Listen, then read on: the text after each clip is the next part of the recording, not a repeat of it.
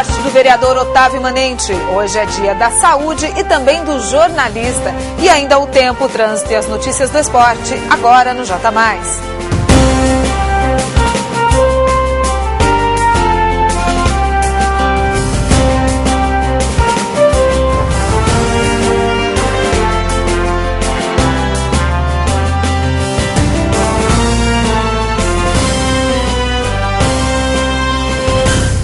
Boa noite, 18 horas, 30 minutos, J+, primeira edição, está no ar.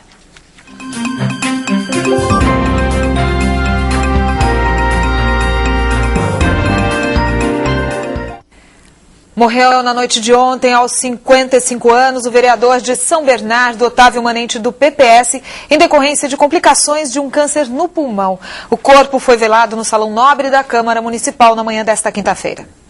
Parentes, amigos e políticos da região marcaram presença no velório do vereador, que estava internado no Instituto do Coração em São Paulo desde domingo e não comparecia às sessões da Câmara há 2 semanas. O arquiteto e administrador de empresas, nascido em São Bernardo no dia 17 de setembro de 1955, deixa a mulher, 2 filhos e 3 netos.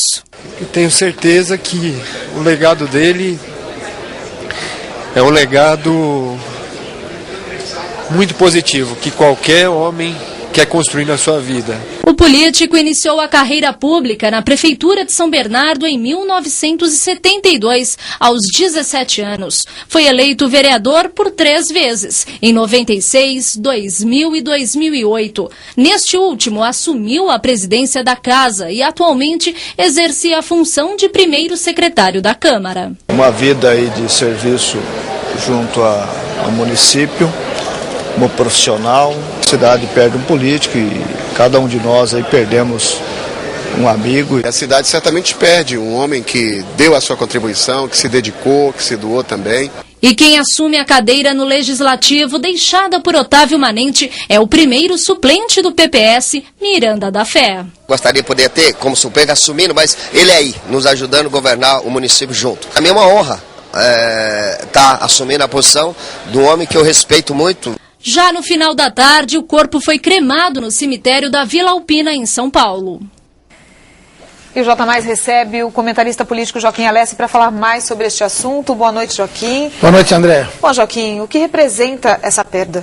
Olha, Otávio Manente, ele sempre foi um habilíssimo articulador na política.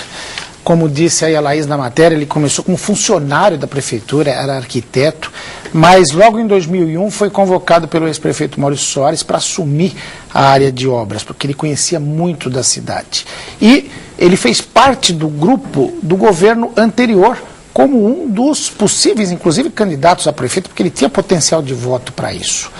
Ele teve um rompimento político com o ex-prefeito William Dib e apoiou seu filho, o deputado estadual Alex Manente, para prefeito, mas já com uma grande possibilidade de garantir o apoio a Luiz Marinho no segundo turno. Ele foi decisivo na vitória do atual prefeito Luiz Marinho.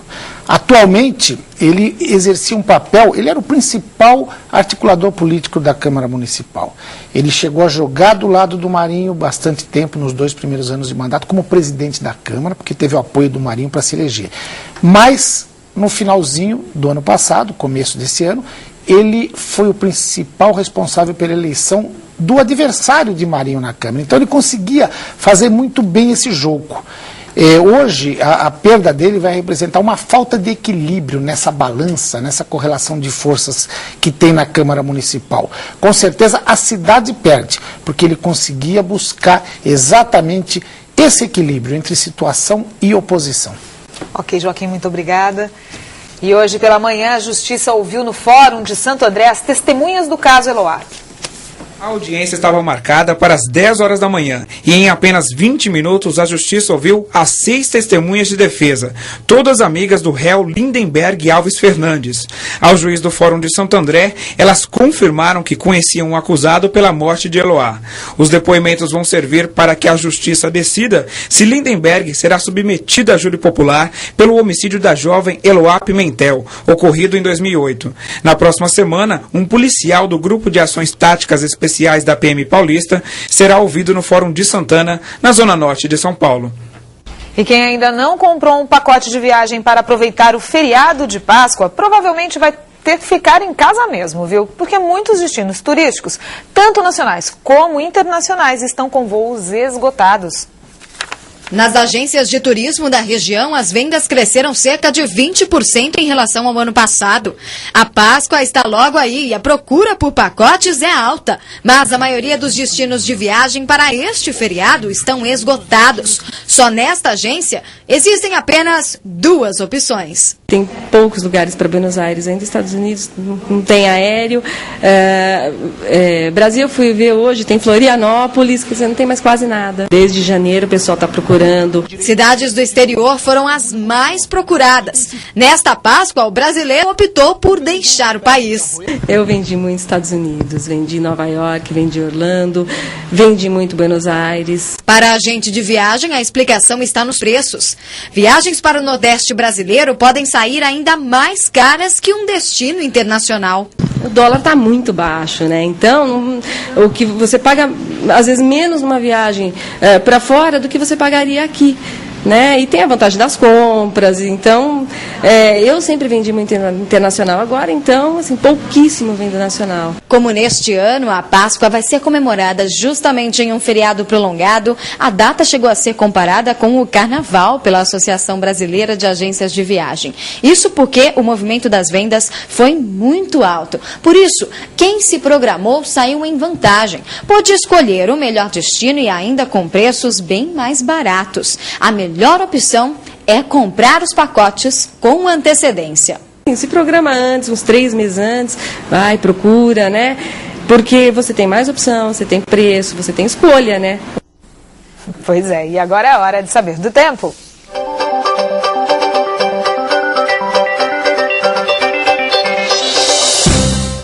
Vamos conferir como fica a previsão do tempo para amanhã com Renan de Souza.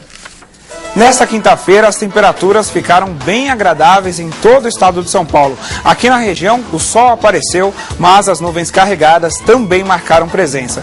Uma massa de ar seco vem tomando conta do estado de São Paulo. Por isso, amanhã o dia vai ficar abafado. As madrugadas ainda serão um pouco mais frias mesmo, o que é uma característica do outono. Durante o dia, o sol aparece e ajuda a elevar as temperaturas em todo o estado. E não há previsão de chuva. Amanhã, o dia será marcado pela amplitude térmica, que é uma grande diferença entre temperaturas máximas e mínimas. Por exemplo, em São Paulo, o dia começa com a temperatura na casa dos 18 graus e no período da tarde os termômetros vão até os 28, uma diferença de 10 graus. Em Santos, as temperaturas também chegam até os 28 graus. Aqui no ABC, os termômetros vão ficar parecidos e oscilar entre 18 e 28 graus em São Bernardo, Santo André, São Caetano e também na cidade de Diadema. É isso aí, depois do intervalo, Santo André vence o Sampaio Corrêa e segue pela Copa do Brasil. 18 horas 38 minutos, você vê imagens do centro de Santo André. O J+, volta já já.